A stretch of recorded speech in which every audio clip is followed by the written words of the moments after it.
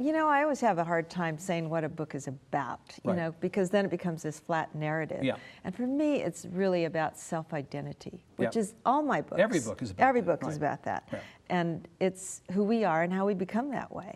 And so this is also a book about mothers and daughters, because mothers are one of the biggest influences a woman can have. So and again, all your books have a certain amount of that mother-daughter thing, your mother looming large in your life as an influence. And it's also a book about East and West, as crossing the ocean, becoming new people, and new circumstances. And in that respect, the books are similar to your other books. This is also a book about sex.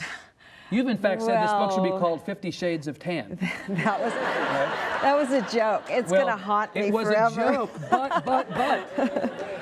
It was, you know, it's not about sex. It has sex in it because the setting is a courtesan house in Shanghai during the early 20th century.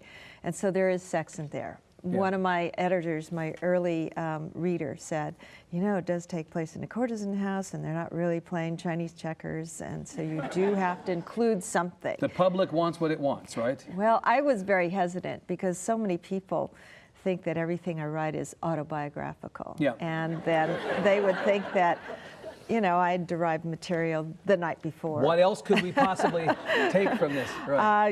So I did a lot of research instead for those sex scenes. And you've never written a sex scene before this book, Not really. You know, it was usually between the white spaces.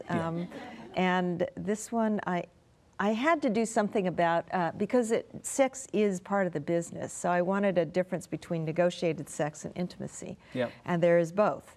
And unfortunately, when I was doing the research on courtesans, there was a lot of everything, but not about the tricks of the trade.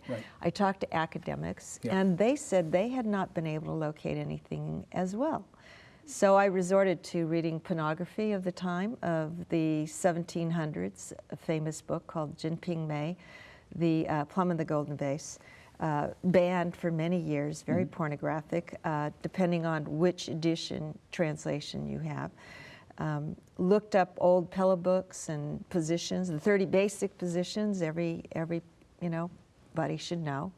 And basic ones. Apparently including PBS viewers. Yes, exactly. Those who are still watching. We are not getting into them.